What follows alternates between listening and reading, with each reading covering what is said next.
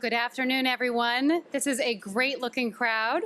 I'm Gretchen Crosby Sims, the Executive Director here at the Institute of Politics. We are so honored to welcome former Secretary of State John Kerry to campus today to talk about confronting the climate crisis, moderated by our own David Axelrod. I'd like to say a quick thank you to our partners at International House, particularly the Global Voices program, for making this event possible. I do want to mention a few upcoming events. Next Monday, Texas Congressman Will Hurd will be talking to former IOP fellow and Atlantic writer McKay Coppins. Congressman Hurd is on the House Intelligence Committee, so it's sure to be a timely conversation. The Monday after that, the 21st, Admiral Mike Mullen will share his perspective on the future of U.S. relationship with Afghanistan in a conversation moderated by Jennifer Griffin of Fox News. Tuesday, October 22nd, we will continue the climate change conversation with Tatiana Schlossberg of the New York Times as she examines whether so-called conscious capitalism can in fact save the planet. For more information about these upcoming events and others, please visit our website at politics.uchicago.edu and sign up for our newsletter.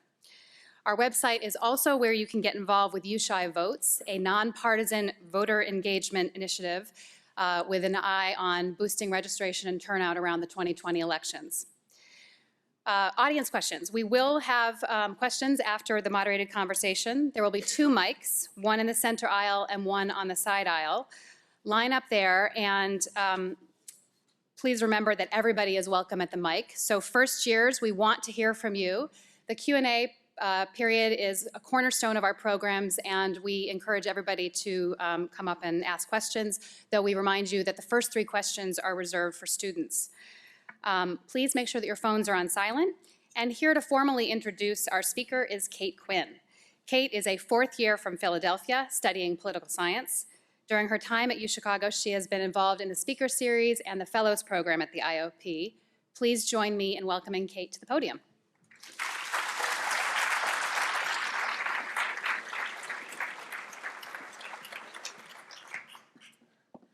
Good afternoon. I am truly honored to have been given the opportunity to introduce one of the greatest public servants of modern times. His legacy is one of unquestionable integrity, patriotism, talent, and an unshakable commitment to the welfare of all Americans. To be frank, it is a challenge to include all of his achievements in this short introduction, but notably, John Kerry served in the Vietnam War, earning several medals, including the Silver Star, and then went on to become one of the most foremost voices advocating against the Vietnam War and for American accountability. After finishing law school, he went on to serve as Lieutenant Governor of Massachusetts and then a U.S. Senator from Massachusetts.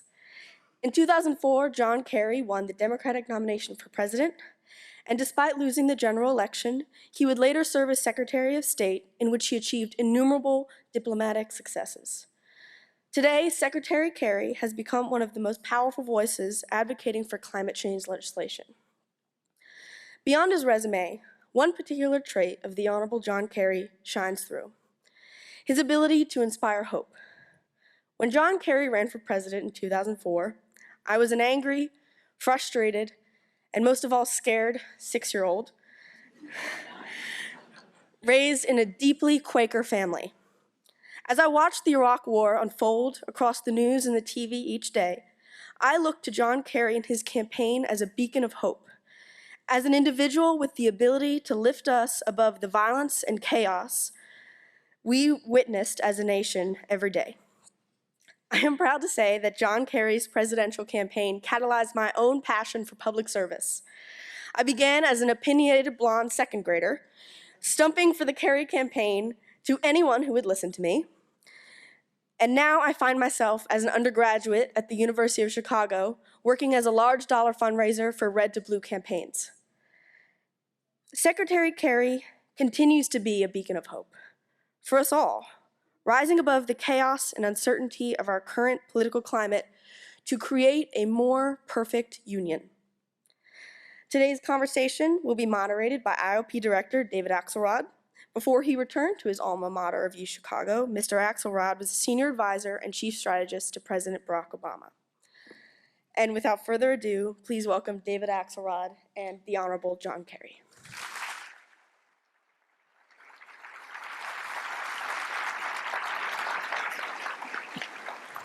Thank you. Thank you, Kate. 6 years old, huh? It's impressive. Yeah. You should have elevated her to the upper echelons of your campaign. You might have won. I should have put her in charge of Ohio. It made the difference. Welcome, Mr. Secretary. Great to have you back here again. I know that you are devoting a great deal of your time to the climate change crisis, and as we sit here, the wildfires are burning in California, and the seas are rising, and there's evidence all around us of why it's such a crisis. But before we get into that discussion, there are a few things going on, and I wanted to ask you about them. The first is in northern Syria and Turkey. This has been an extraordinary week because the President of the United States had a conversation with President Erdogan, and he summarily withdrew American troops from northern Syria and exposed the Kurds to the Turkish attack that then ensued. Talk to me generally about that sequence of events and what you think the impact of them will be. David, thank you. Let me begin, first of all, by saying thank you to all of you. Thank you for coming. Thank you, David, for inviting me. Kate, thank you for a wonderful introduction and for being there when it mattered. I really appreciate it. And I also want to begin by saying to all of you that I'm really here, apart from wanting to see your bright faces this morning on a rainy day, because of this guy. And I have so much respect for David Axelrod and love what he's doing with the IOP. But he asked me to come, and for weeks and months he was patient, and I'm really honored to be able to be here with him. So that's the first lie you've told. I wasn't patient. He was patient. I gave him cause for patience. So look, this has been the worst fall in American history. But I'm not going to say more about the Cubs and the Red Sox. I'm going to move on to other things. It's really disappointing. It's hard to be out of it. And it's too easy. Yeah. I don't know. So listen, Syria is the great open wound internationally. It represents a shocking failure of the international community to get to Geneva and negotiate an outcome going way back to 2011, 2012. This war has gone on and on and on. And to some measure, in my judgment, because there's just an absence of leadership on an international global level from the UN, from presidents of countries, that is imperative to be able to try to deal with this. And now, to complicate matters further, our president has made a judgment based on nobody really quite knows what, but certainly not on a legitimate internal White House national security process being properly effected, on the whim and fancy of a phone conversation with a man who has been, frankly, problematic to our interests for some years now. There's a reason ISIS was a problem. And part of that reason is Turkey, because they didn't shut the border. Oil was being sold across the border. There were all kinds of problems, and we actually had to turn to the Kurds to become our compatriots in this battle against ISIS. And the Kurds put themselves on the line. The Kurds, from the Treaty of Sèvres and the Treaty of Lausanne in the 20s, the end of the Ottoman Empire, the end of the World War, the world was divided up. And they were promised they were going to get a nation. There are 30 to 40 million of them. They live in Iraq, in Syria, in Iran, and in Turkey. They are ethnic Iranian. And their search has been legitimately for their territory they were promised by the world. Now, things don't always work out, I get it. And there are a bunch of Kurds who are acting as a militia, the Syrian Defense Force that was part of our battle against ISIS. And I'm telling you this bluntly, we could not have done what we did with the minimal loss of American life had the Kurds not been our instrument in that fight. And it was a pure strategy. We worked it hard. We worked it with the Turks.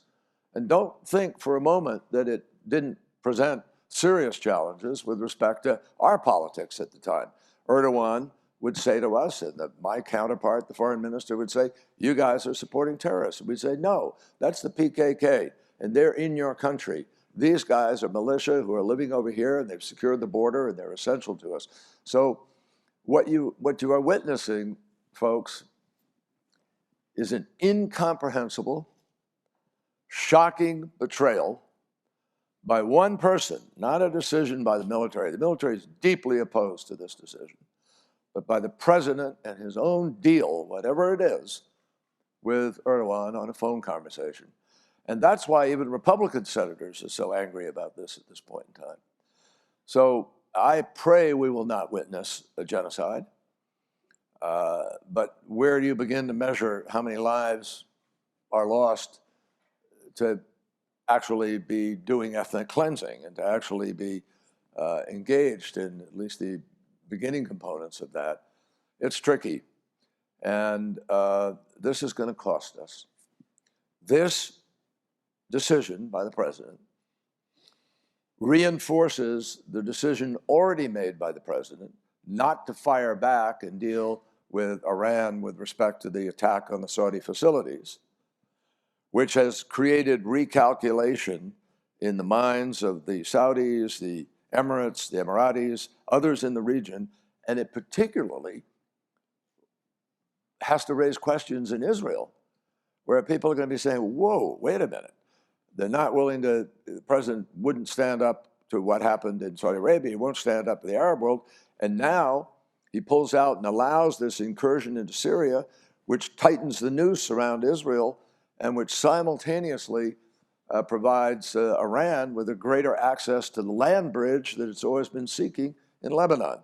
So this is really dangerous stuff. And I hope it won't stand. The president's trying to have it both ways for a change. And you know, criticize them and say, we're going to do sanctions, but on the other hand, say, no, it's not going to be this terrible unfolding, which it obviously is, because he gave them a green light. Our troops were what stood between that. And we're just going to have to see, David, how it unfolds in the days ahead, but it's very, very costly to us and to our credibility in the region. You mentioned our troops. You were speaking earlier about the impact on them, having fought side by side with the Kurds, and now having to stand down as... Yeah, well, you can imagine. I mean, you know, I mean, I've been there, done that. I know what it feels like when you're in a country and you're carrying a gun and you're licensed to kill other people in that country, and you're working with a certain group of soldiers, and if all of a sudden the people you're working with who live and die with you are told, you tell them, hey, you know, I was sleeping in the tent with you last night, but I'm gone as of tomorrow, and you're on their own. By the way, Turkey's going to invade and try to kill you. How do you feel? You feel like you've been betrayed personally. You feel like you don't understand your country. You feel like you have to question, what is this keeping faith with the people who died over here in order to create a diplomatic outcome and to create order and structure rather than a free-for-all at the mercy of tanks and bombs and guns? It's a terrible feeling, and I feel sorry for those guys because they have to be angry and befuddled at the same time and deeply disappointed in their commander-in-chief. You mentioned that there's been bipartisan protest about this, and presumably Congress could take some sort of action to rebuke the president, but you can't really unring the bell here, can you? No. I mean, the president has that kind of power in terms of foreign policy and command the military, And people have to obviously, I mean, you either obey the orders or resign, and some have resigned over the course of the last months. But in this case, those orders are being carried out for the time being. You mentioned you didn't know what his motivation was. Who are the beneficiaries in geopolitics of this decision, Well, he other than the Turks? he has not explained to people what the rationale is for it, except to say we shouldn't be in another war. We shouldn't have these people on the That ground. has power, though, politically. Doesn't it have power? I think not. I mean, yes, with some people, but I suspect not when you have such an obvious retreat from common sense with respect to our goals. We have a goal there. I'm not advocating, and nobody I know is advocating, that we have a whole bunch of American troops on the ground in an eternal war. But that's not what was happening there. A lot of American soldiers weren't dying every day, and very rarely now. This is not a hot war at this point. This was a place where we had staked territory, and people were respecting the territory. The Russians were respecting it. The Syrians were respecting it. Assad was respecting it. This was not, and it resulted in containing ISIS, with several thousand ISIS prisoners in prison. Who was guarding them? The Kurds. So those prisoners are now very likely to be released. Erdogan is threatening to flood Europe with refugees, so he's using human beings and refugees as a weapon against Europe to do this deed. It's really messy, folks. Diplomacy matters. There's no diplomacy here. I haven't seen anything over the course of the last months been attempting to bring people to the table in Geneva the way we did. I chaired an entity called the International Syria Support Group, together with Sergei Lavrov, the foreign minister of Russia. We would sit there side by side, and we came up with a peace plan for Syria. It involved a democratic election. It involved a sharing of power in the government. It was supported by the Iranians, the Egyptians, the Turks, the Russians, the United States, the Saudis, the Emiratis. Everybody came together around that table. And it wasn't easy to get Iran and Saudi Arabia at the same table. That's diplomacy. There's been none of that. You pull out of the Iran deal, and the foreseeable and foreseen occurs. You have conflict in the region. Ships being shot, another one today, and tensions rising. That was foreseeable. That's exactly why we negotiated the deal. We negotiated the deal to get a nuclear weapon off the table and to prevent us from going to war. At a time, and David will remember this, where King Abdullah of Saudi Arabia was as close as I am to David, and he said to me, "You have to bomb Iran." That's what they understand. And I went to visit Mubarak, and Mubarak said to me, "You have to bomb Iran." And the Prime Minister of Israel, Bibi Netanyahu, actually visited the White House and asked President Obama for the green light to bomb Iran. The president said, "Wait a minute, we got to try diplomacy here before we start another war." So folks, we were on the brink of going into conflict when I sat down with Zarif, the first Secretary of State to sit with the foreign minister of Iran in 40 years. Now, I learned one thing, a big thing in Vietnam. Before this country of ours sends the sons and daughters of American families off to fight a war in any country in the world, make sure we understand what's going on in the country we're going to, and make sure we have exhausted the remedies of diplomacy. That's a given. And that is not what has occurred here. There's been almost no diplomacy, but a lot of rattling about a war. So let me shift to a more sedate topic, impeachment. As we speak, the former ambassador to Ukraine, Ambassador Yovanovitch, is testifying before the Congress. She was removed from her position in May. She testified that she was told by the Deputy Secretary of State that she was being removed at the instance of the president, but for no no reason related to her performance. And she said that Rudy Giuliani had been provoking the president for reasons she didn't know. And she went on to say that she's a career service of, you knew her. She worked with me. I knew her and worked with her, and I have the utmost respect for her. She's a real professional and very capable Foreign Service officer.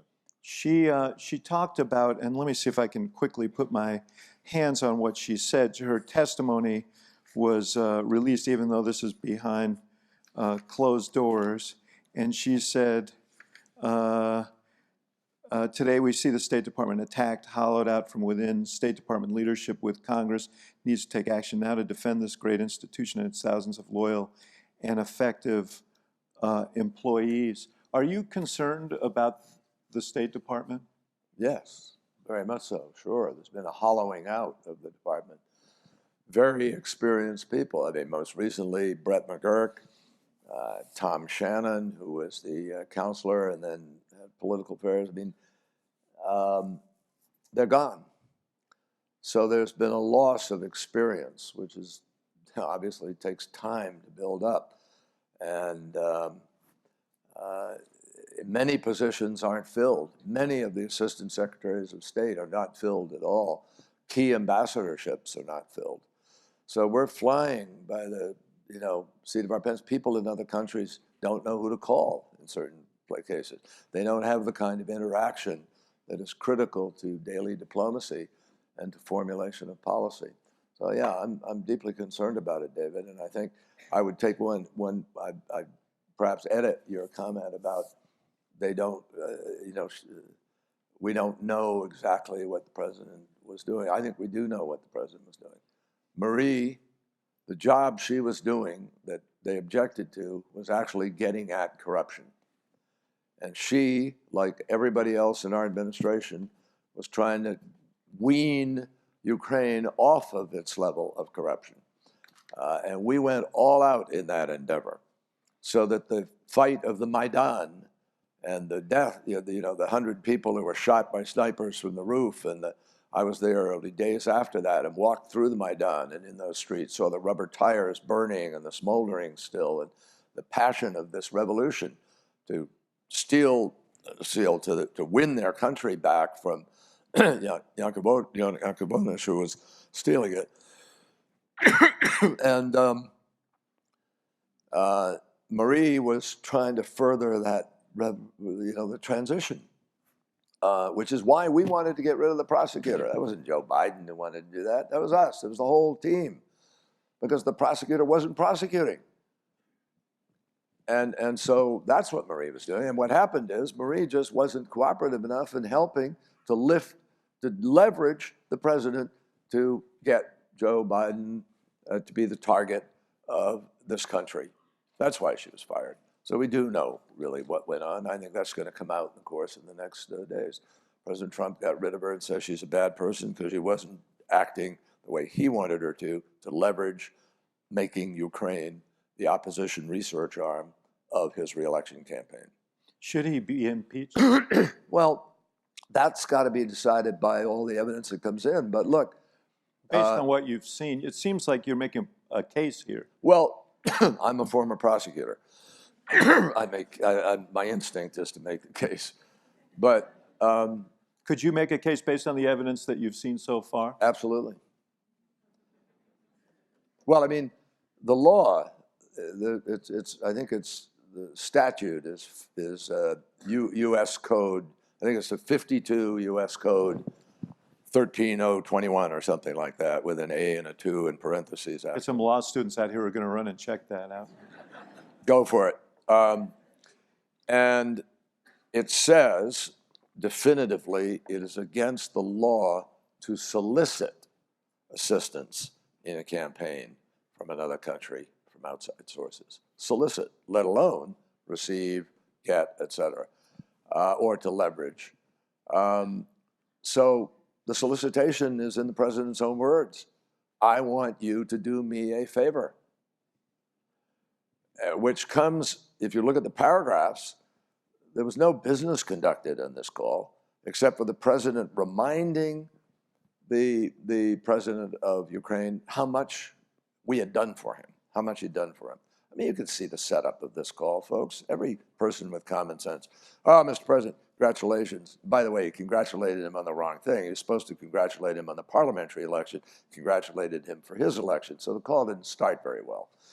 And then you got into paragraph 2 or 3, and all of a sudden he's talking about a favor, and it keeps repeating itself. No question about Russia, no question about how's the war going, no question about how we're going to stand with you against Putin. Never said the word Putin. So you ask the question, who stands to gain from all of this? Putin and the authoritarians and the oligarchs, the people that we were trying to go after in terms of that corruption. And let me just ask you, your successor, Secretary Pompeo, it turns out was on that call. First of all, was it unusual for him to be on a call like that? And secondly, what should he have done? Well, it would depend on what the purpose of the call was, whether or not you'd be on the call. I was, I think, very rarely on a call where the president was in the Oval Office or in the White House, and I would be on the call. You'd get a readout after. I would get a readout. I often was in the room or on the phone when we were traveling somewhere, and the president might be on the phone. I can remember a call specifically with Putin like that, and Susan Rice and I were both in the room and sharing that. But that would have been recorded, by the way, who was there and everything else. You get a full readout on it. The readout, by the way, that the White House issued is not a full readout. It has ellipses in it. That's not the normal way in which readouts come. If there's something that's unintelligible, it's not a ... It's, laughter or unintelligible is actually printed there, but no ellipses. Or inconceivable, would they put that? Yeah, or inconceivable. So look, folks, I'm not here sitting here. But you didn't answer my question about Pompeo. People were sort of stunned when it turned out he was on the call. I think it's a little surprising. I can't tell you why. I don't want to make a judgment about it. But what should he have done, having heard what he heard? Well, I would have.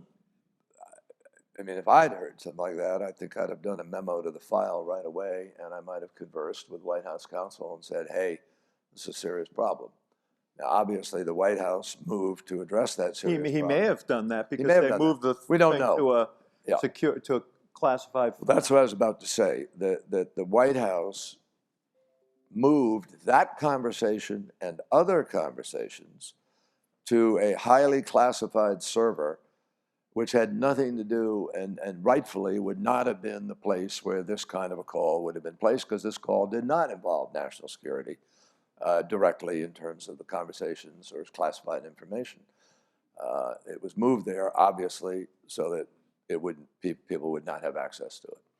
And now they're preventing people from having access to it, which, as Adam Schiff has said, can be interpreted as another obstruction of justice count.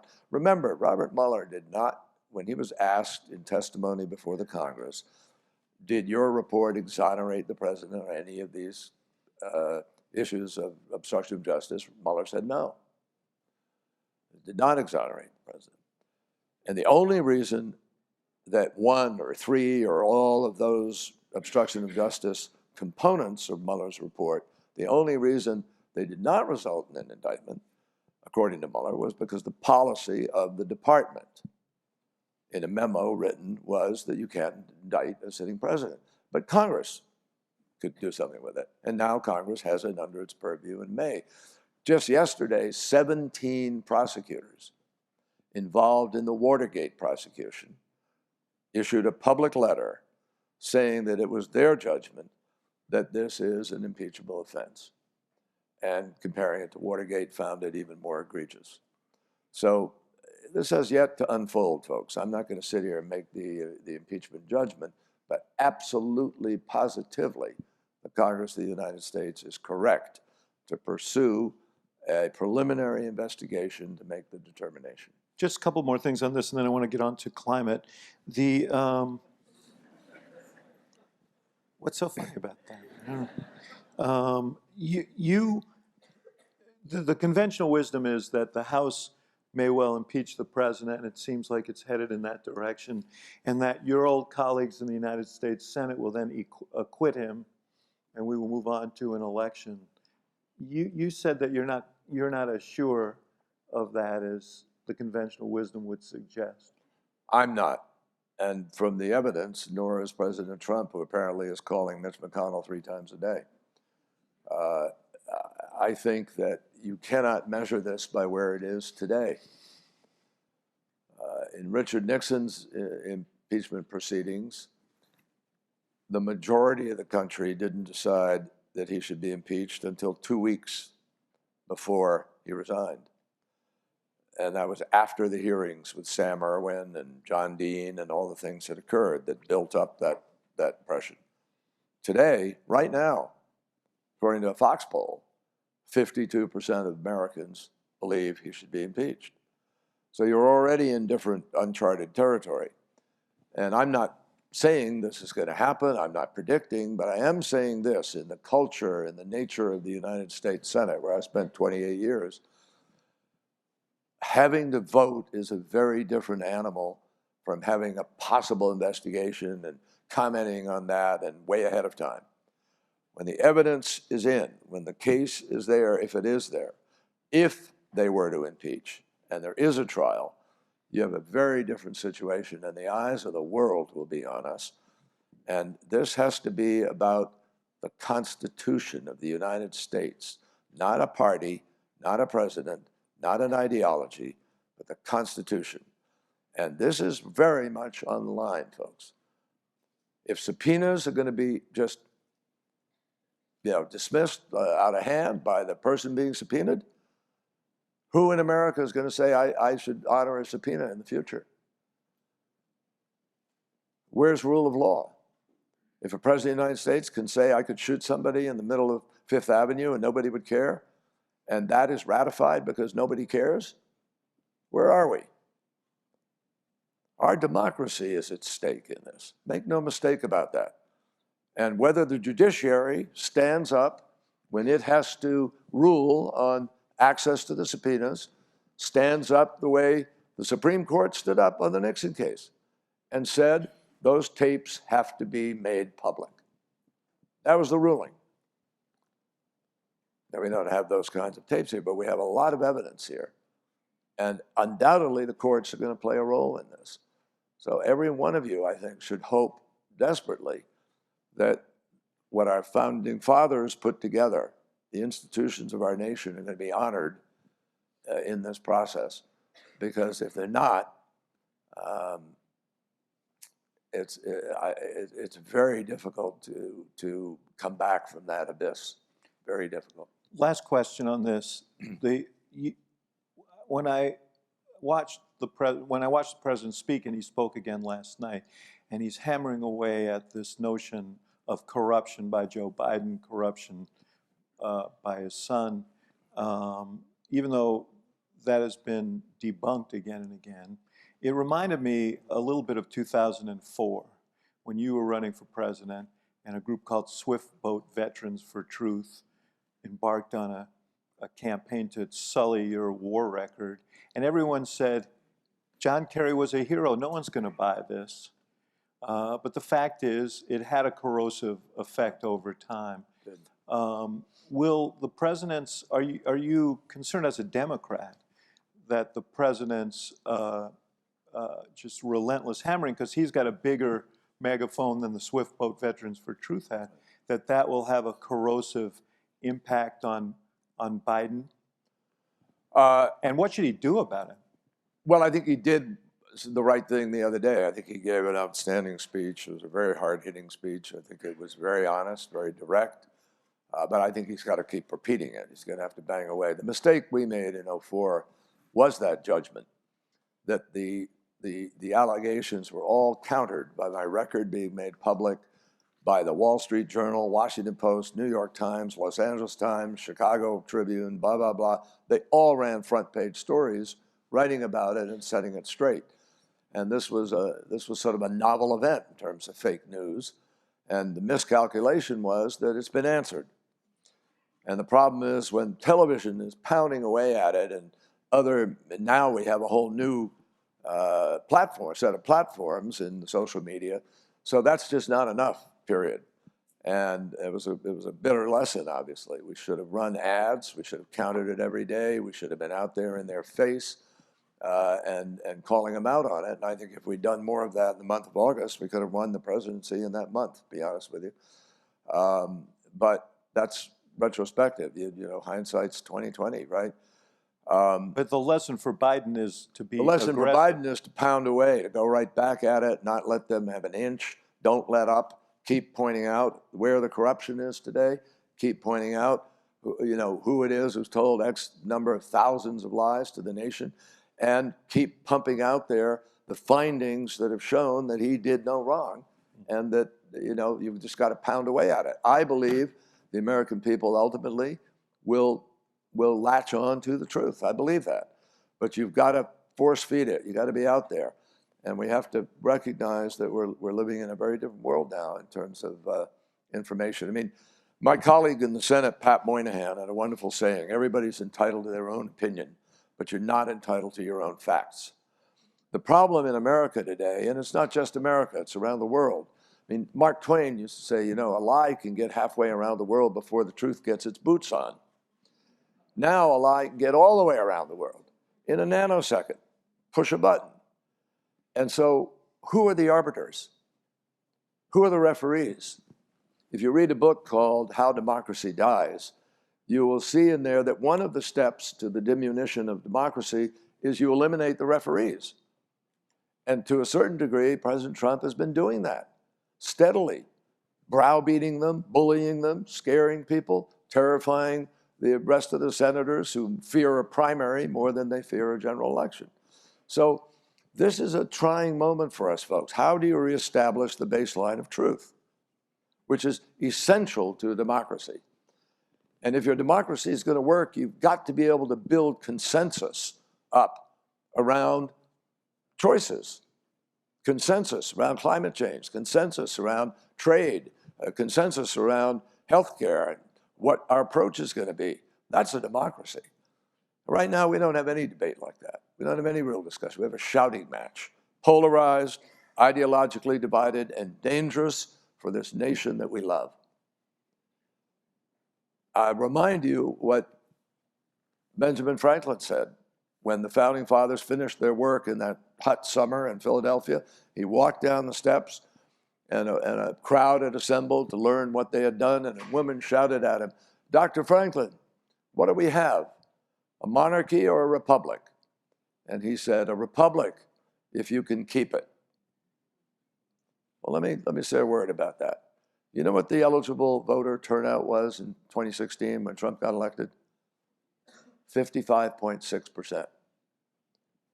When I ran, it was 62.1, and when Obama got elected successfully, it was 63.7. Get the message? 9% of Obama's vote went to Trump. 7% of Obama's vote didn't even come out. You know what the young voter turnout was in 2016? People who have a stake in climate change, people who have a stake in education that's affordable, and run the list, 19%. So who's to blame for where we are? We got to get our asses in gear. We got to go out and win back. And by the way, we've done it. I know this works. When I first came back from Vietnam, before I protested the war, I was involved in Earth Day, 1970. You know what we did? We turned out 20 million Americans in one day, people who didn't want to live next to Love Canal or toxic waste site or the Woburn dump. We turned them out, and we turned them into a political movement. We targeted the 12 worst votes in Congress, labeled them the dirty dozen, and we beat 7 of the 12. You know what happened? The survivors said, "Oh my God, this is a voting issue." Even Richard Nixon said that. And we passed Clean Air Act, safe drinking water, marine mammal protection, coastal zone management. We created the Environmental Protection Agency of the United States. We didn't even have one. And Richard Nixon signed it into law and tried to co-opt this movement.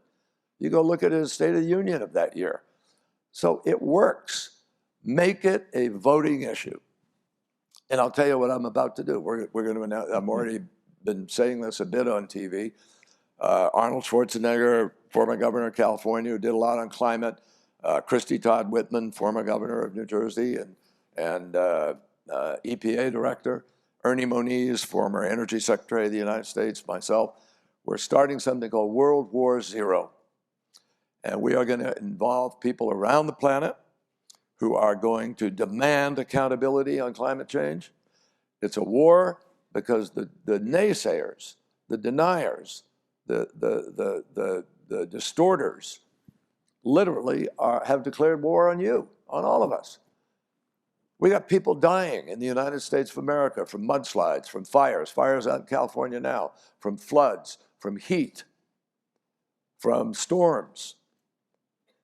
And people who have turned their back on climate change, I think, are almost criminally negligible and accountable for what they're doing to America and to the world. We are 15% of the world's emissions, and we need to do something about this fast. So I feel powerfully about this, and what we got to do is go out and make climate and all the choices of energy policy and oceans and infrastructure that go with it, they have got to become an organizing principle going into 2020. And if we do the right thing, turn out enough voters on that issue, we're going to win back the future of our country. And that's what we got to do, period.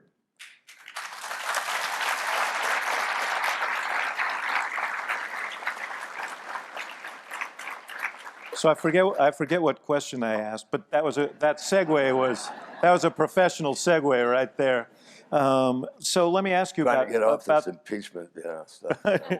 No, that was experience in action.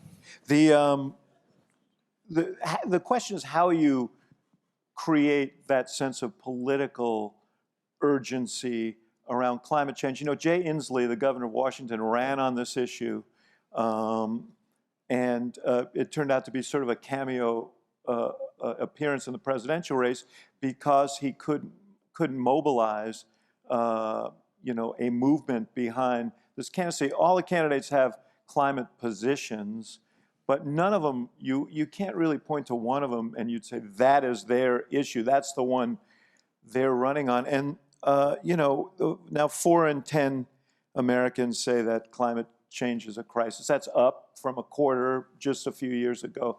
But I remember from our own experience that it was very hard to sort of mobilize people around climate change, even as we see evidence all around us of the degradation of the planet. It's been, you're right on target. It's been difficult.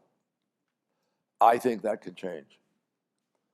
I mean, it was difficult in the 1970s, early 70s, late 60s. You couldn't see across the city of New York. You couldn't see across Los Angeles. You were breathing air. Cuyahoga River used to light on fire. I mean, it was difficult, but it took those 20 million Americans coming out and then mobilizing politically to make the difference. Now, I think that that could be done. I'm betting on it. That's what I'm trying to do, obviously. But we have to also talk a different language. And I love Jay Inslee. He's a terrific guy. I went out to Washington and tried to help him on his referendum on you know, carbon pricing and so forth. I think you can't run just on the one issue. I think you have to be viewed as broader in terms of national security. Healthcare is obviously a huge concern. The inequity in our country is an enormous concern. The anger people feel today is palpable, and everybody feels it, right, left, center, liberal, conservative, and we ought to be speaking more to that anger. I mean, when 51% of the income of our nation is earned and goes to 1% of the country, we have a fundamental societal fabric that is not tenable, folks. That is not a politically sustainable equation. And that's beginning to bubble up. The problem is that Donald Trump tapped into that and has faked it to enough people that they think he's actually fighting for them. So we got to be better at how we communicate on this. I think on climate change, health is an extraordinary issue. The largest cause of children being hospitalized in America every summer is today environmentally induced asthma. You are asked to spend $55 billion a year to deal with it. Bet you didn't know that. Most Americans don't. It contributes to cancer. It contributes to emphysema patients, to heart patients, to a lung. It's a problem. And we, about tens of thousands of people die prematurely in our country because of that. I think you could reach people on that. That's how ozone penetrated, because people thought they were going to get cancer, and ozone did penetrate. Then you go to the next thing. What about infrastructure in America? Can any one of you here name a major national infrastructure program that you're proud of? Oh, you can't name anything, because there isn't one. There isn't one. I went to China. I rode on a train that goes 300 miles an hour from Beijing to the coastline, and your water doesn't even move in your glass on a table. We have the Acela, which can only go 150 miles an hour for perhaps 18 miles of the trip from Washington to New York. Are you kidding me? We're the nation that invented the internet. We went to the moon. What is going on? Every $1 billion you spend on infrastructure is 27,000 to 35,000 jobs for Americans. If we were to seize the energy policy initiatives that are the solution to climate change, we can put tens of millions of Americans to work way into the future at good, high-paying jobs. You know the fastest growing job in America today? Solar power technician. Second fastest growing job in America today? Wind power turbine technician. 2 years ago, before Trump pulled out and did all that stuff, 75% of the new electricity in America, in our country, came from solar and wind. You know what coal was? 0.23%. So folks, that's the future. And I don't hear, frankly, enough of these people defining it in that context on a daily basis. That's how we make it a movement. I mean, are you happy being stuck in a 2-hour, 3-hour traffic jam every day to get to and from work, to go to home? Hell no, obviously not.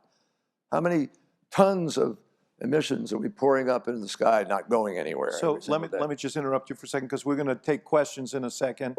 So if you have them, please line up behind this microphone in the center aisle. You mentioned until Trump, you sort of in passing, until Trump pulled back. He's pulled out of the Paris Accord, and he's trying, although the courts are going to decide whether they'll move forward, he's pulled out of a number of the initiatives of the Obama administration, including fighting California and these other states on tailpipe emissions, which are a principal cause of climate change. How much impact have his decisions made in terms of setting back climate action? Significant. Because we had reluctant participants in Paris in a number of nations. And now those nations, because of President Trump, realize there's no policeman, there's no big nation that's there to leverage the change. And the result is, David, that the last meeting of the parties for the UN was not very successful. And in fact, the United Nations meeting a week ago in New York was a disappointment in the upgrade of emissions reductions that people came in to announce. It just wasn't up to what we need. So the bottom line is, folks, no nation in the world is getting done what is necessary to win this effort. And I think you can mobilize people going out and talking about this and how we harness that energy. With American leadership. With American leadership. Absolutely. David, I saw it again and again. I mean, President Obama on Ebola, we were told 1 million people are going to die between September and December. And we didn't know what we didn't know. But President Obama had the courage to send 4,000 troops to West Africa. We built capacity. And in the end, with our leadership of bringing China, India, Japan to the table to provide supplies and people and so forth, we had a tiny fraction of that million pass away. And we stopped Ebola before it became pandemic. So American leadership, I mean, I've never seen, I say this, we get things done occasionally with Russia and China, but anybody here ever see Russia and China leading the charge in the UN Security Council to hold people accountable to human rights or to genocide or abuses. No, we are that force. That is the privilege and the burden of being American. And we should carry it with humility, but we need to assert that leadership in order to keep faith with the values that brought us to this century where so many good things are in fact happening, and far, far fewer people are dying a violent death than at any time in human history. We've made some progress. When I was in college, severe poverty was 50%. Today it's below 10%. I could run a long list, I won't do it now, but I'm just saying to you, we've got to recognize what's worth fighting for here, and unfortunately this administration kowtowed to Putin in Moscow and Finland, and has moved America in the opposite direction from the one that I've just described. So let's take some questions, and I'm going to say something impolitic, but can we sort of alternate men and women here in this line? Because so organize yourselves, will you? Yeah, well, I mean, you don't have to give up your first position there. Number 2 would have been fine. Go ahead. Perfect. Secretary Kerry, my name is Aditya Shakar. First off, thank you so much for joining us. And on behalf of the American people, thank you so much for your decades of public service and service to our country. My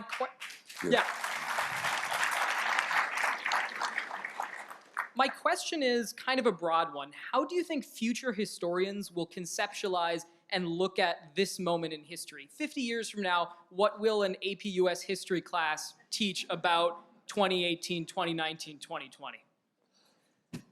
I personally believe, I am an optimist, and I do believe that we're going to correct this.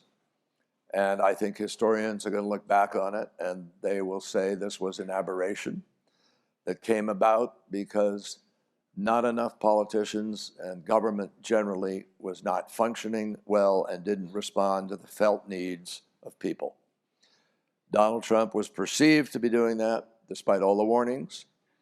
He effectively, post-Gingrich Revolution, which failed, didn't deliver, post-Tea Party, which failed, didn't deliver, post-Freedom Caucus, which failed, didn't deliver, but got rid of 2 speakers, cost 2 speakers their jobs. Donald Trump effected a hostile takeover of the Republican Party based on the anger that I described earlier, and has now utterly failed in delivering on it. And I believe that historians will view this as really something that will be very hard to ever repeat again in our country if we do the right thing in our democracy and vote. 70% of Americans say that they are for dealing with climate change. If we just get that vote up to 65% or whatever, we're going to win this future back. And so that's the way I think they'll write it. Thank you so much. I'm just going to go, well, go ahead and then. But depends on you. Actually, I'm sorry. Let me take you and then I'll come to you. And no, I've got a lot of people, so I want to try to be quick in my answers if I can. Yeah. Hi, thank you for speaking as well. My name is Hannah Morin. I'm a 4th-year chemistry major. You've mentioned a lot of issues that the United States is facing today. Syria, right? Our democracy is at stake. In my 2 decades of experience with American governance, a lot of governing has become about putting out fires. So I'm wondering how we find the bandwidth among all of the political problems at home and abroad to tackle climate change. Where do we find that bandwidth? What persuasive tools beyond, threatening people's seats do we have, especially for politicians who deny climate change? Well, it's a really good question. I think I described that to a degree. I think the pluses of doing something about climate change so outweigh the cost that is coming to you of not doing it. We spent $265 billion cleaning up just after 3 storms. Harvey, which dumped more water on Houston in 5 days than goes over Niagara Falls in a year. Irma, which had the first sustained winds of 185 miles an hour for 24 hours ever recorded. And Maria, which devastated Puerto Rico. $265 billion. We are going to spend trillions of dollars to mitigate and adapt to what is going to happen with food production, water availability, refugees from climate. We already have them, by the way. They're going to be millions if we keep going the way we're going. And I think most Americans can latch on to that if it's properly described. And the alternative is to be creating jobs, preventing this disaster, and moving to a cleaner energy future, a healthier energy future, and a better economy for the United States of America. So I think it's a no-brainer ultimately, but I don't see it being put to people. One of the things World War Zero is going to try and do, if we can raise enough money, is we're going to do major advertising. We're going to do major micro-targeting. We're going to take the latest techniques, algorithmic and otherwise, and we're going to identify those climate voters in America, and we're going to help convert some that we think may be convertible and not waste our energy on a certain group of people who we're not going to get. But we can win if we get the majority. So that's how I think we do it. Yes, I'm sorry, no time for No, follow-ups. okay. Thank you. Hi, my name is Nathan Muntz. I'm a second-year medical student at the Pritzker School of Medicine.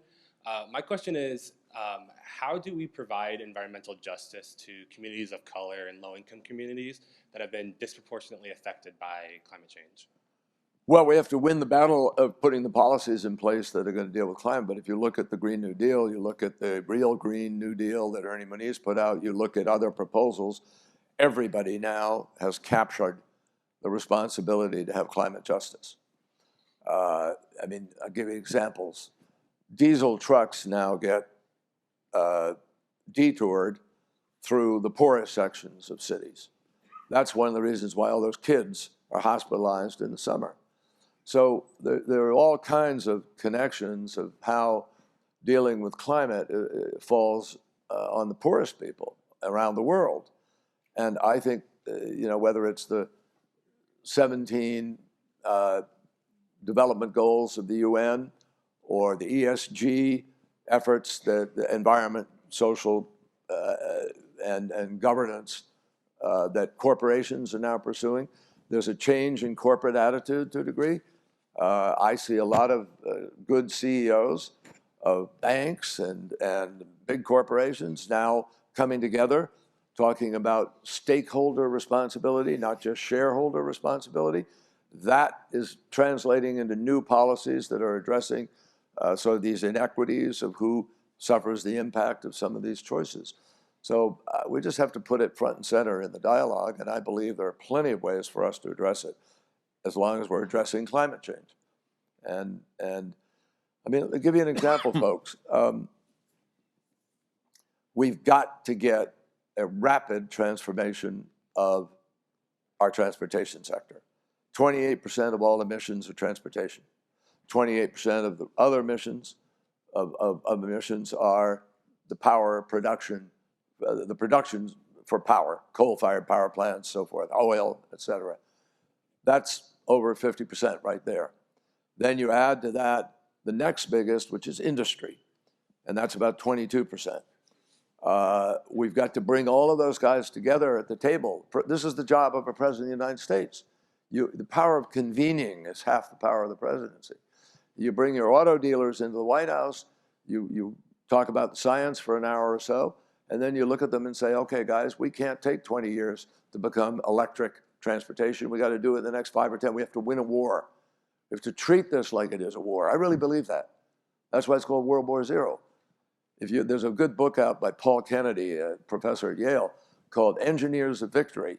And it writes about the 4 or 5 key decisions that had to be made to win World War II that weren't made until you got between 1943 and 44. We didn't know we were going to win the war at 43. We believed we would, but we didn't know it. So those decisions were made, folks. How to gain control of the oceans, how to gain control of the air, how to penetrate the defensive forces that Hitler had built along the coastline, how you move a whole army, and big decisions. We have to do that about how we're going to get electric cars faster, and that will address part of your question, because we're clearly going to have to help people at the bottom rung of the economic ladder to be able to buy those cars and to be able to have access to that transportation. You can't have 2 systems in America for that. But I believe we could move much faster than we're talking about. We're going to have to we're going to have to decarbonize the production of electricity. You're going to have a massive amount of charging stations, so all those people who are driving those cars can charge them without polluting.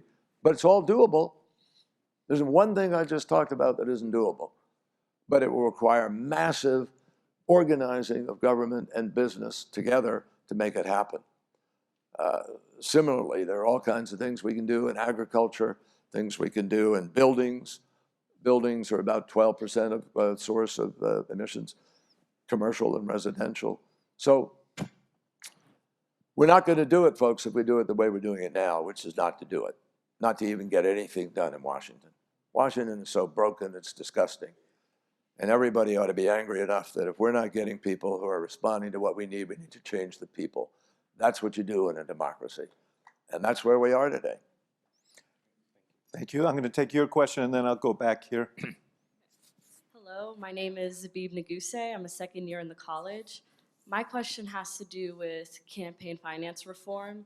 And I'm personally of the belief that as long as oil companies, natural gas companies, coal companies are able to pump in millions of dollars into buying out politicians, into running all of these fake advertisements, that nothing is ever going to get done. So I was wondering if you agree, and if so, how do you fix it? Well, I don't agree that nothing's ever going to get done until you do that. But I do agree that we have to do, look, I have been for getting the big money out of American politics since I got in. I ran the first campaign for the United States Senate in which both candidates, at one point, the governor of Massachusetts and I, squaring off, both agreed on how much money we would spend and put a structure into that race where we could limit the amount of money that was spent by outside people. We had no outside expenditures. I also, for 18 years, never took a political action committee check, never took a dime from corporate. I raised my money from individuals. And the reason it was only 18 years out of 28 is, I said, when we get a campaign finance reform passed, then I will live by those rules. We got it with McCain-Feingold, and we passed something. It soon got subverted by the Supreme Court, the Citizens United decision. But there's a reason Donald Trump could run around the country saying, hey, the system is rigged, because the system is rigged. I was on the finance committee. I can show you a ream of books that go up to here above my head from this floor, filled with pages of tax breaks. How many of you have your own page in the tax code? Oh, wow, nobody here. No, I'm not surprised, obviously. But just think about this. Those pages belong to a lot of people with power who managed to get the lobbyists to work for them and get senators and congressmen to pass those pages. It's disgusting. The tax code of our country is a disgrace. And it's how billionaires could pay less tax rate than the average person in our country. That's a disgrace. And so we got to win that back. Now, look, if you say, well, we got to get the money out first, that's not going to happen. That just isn't going to happen. You got to be realistic. We have to elect people who want to put that change in place. When Clinton got elected, Bill Bradley and Joe Biden and I went down to the Oval Office. We had the Senate, the House, and the presidency. And we sat in the Oval Office, just the three of us with Bill Clinton, and we said, Mr. President, you've got to do campaign finance reform. This is the moment. Do it before you raise health care, because you won't get health care if you don't do it. And he said, well, that's an interesting argument. I think I'll take that under advisement.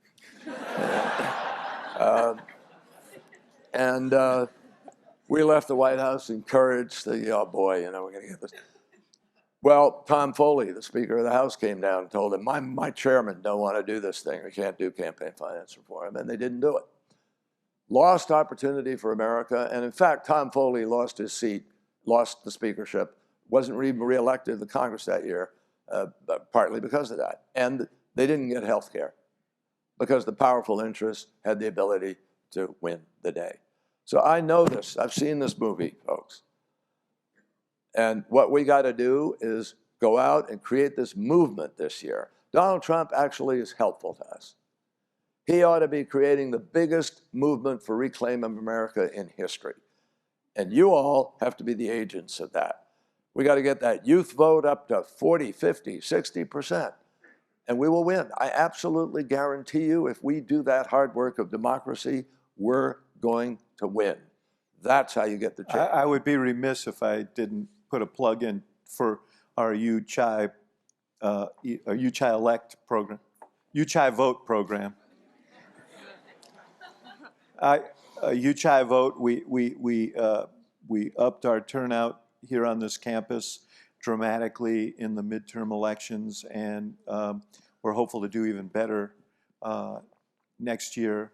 So please keep your eyes open for announcements relative to that. It's important. Yes. Thank you for your question. Yes. Thank you, sir, for all your great talks and all your service. We really appreciate you taking our questions. I'm sorry that we're time limited. I Yeah. apologize. Yeah, and I appreciate the Bill Clinton accent. I actually worked for him for a short period, and that was spot on. My name is Vin I know Mather. where that came from. I don't do that usually. My name is Vin Mather. I'm a physician and fellow at the university's hospital here. Just two quick questions for you. You know, it's very concerning in the news right now, as you discussed, the concern for foreign interference in the elections, current and past. What do you say to people who give the counterpoint that the Hillary campaign and the Democrats did fund Christopher Steele, who was a British intelligence agent, who sourced information from Russia to track the Trump campaign? And second quick question, and I'm not a lawyer, but in terms of Mueller saying he's not exonerated, what do you think about the counterpoint where people say, you know, you're innocent until proven guilty, and prosecutors do not say you're innocent or exonerated, they just say there's no enough information to say you're arrested or indicted or guilty? I'm sorry, I didn't understand the last part of that. What do you say to people, you mentioned Bob Mueller saying he's not exonerated, but the basic premise is that you're innocent until proven otherwise in Sure, America. sure. So if a prosecutor doesn't say you're innocent, doesn't say you're exonerated, they either say there's enough information to proceed because you may be guilty, but they don't necessarily say you're innocent. That's just presumed. So what do you say to that when Bob Mueller was saying, oh, I'm not saying he's guilty of obstruction of justice, but I'm not saying he's innocent? Well, It's not his job. Yeah, I think Bob was just trying to walk a line of leaving it to the Congress and other people to make the judgment, but I think the evidence is pretty clear. Look, when you tell your counsel in the White House counsel, that you ask him to falsify documents, and he says, no, I'm not going to do that, and he admits that he didn't do it, that's attempted obstruction of justice. When you fire the FBI director because of Russia, and you tell the Russians, oh, I got rid of this problem, blah, blah, blah, that's obstruction of justice.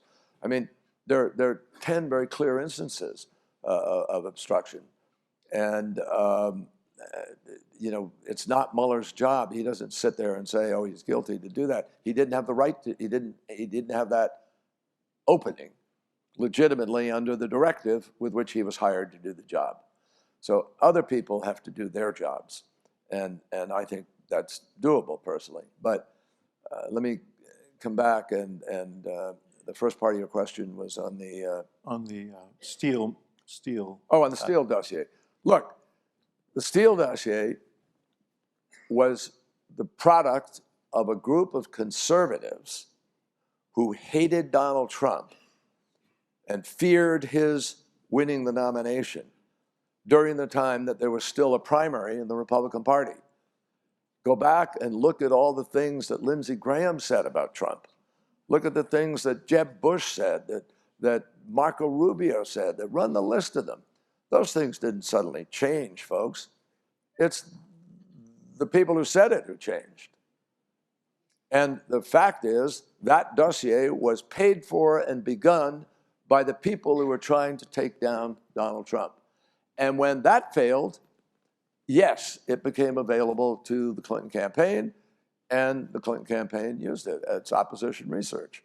It's not a pretty part of American politics, opposition research. But it should be kept within the purview of Americans to both do it and use it, not for foreign countries to be held up and to have the security of our country put at risk as a result of a president seeking to get that country to become the opposition research arm. It's against the law. So I see divisions here, real changes here. The conservatives who make the argument and the people who make the argument on Fox News never acknowledge that it came from them, from their folks, from their side. They're the ones who began it. And it's part of the fake news distortions that we wrestle with today. Thank you, sir.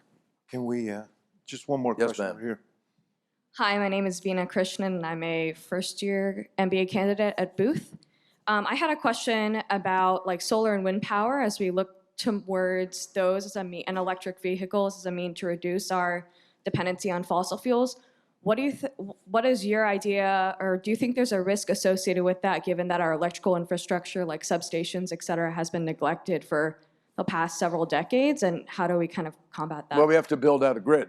You know, this is one of the things that astounds me, and I don't understand it, honestly. The Acela train that I mentioned a little while ago can't go fast under the Baltimore tunnel because the vibrations might have the tunnel cave in on you. The train can't go fast over those rickety old bridges of the Chesapeake because it may wind up in the Chesapeake.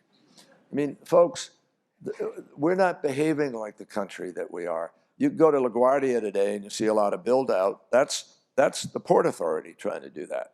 Jerry Brown was trying to create a high-speed rail in California. He can't do that on his own. The last big project in America actually went to Boston. It's called the Big Dig. And we tore down this horrible green overpass and connected our city to the harbor. I mean, how much is that worth? A lot more than the current price, you know, of what it would cost to do that. So my point to you is that we have to be a country that believes in ourselves again and begins to make decisions for the long term. We're living off what our parents did for us, and our grandparents did for us. You know, the great highways of our nation, Dwight Eisenhower did that, part of the defense structure.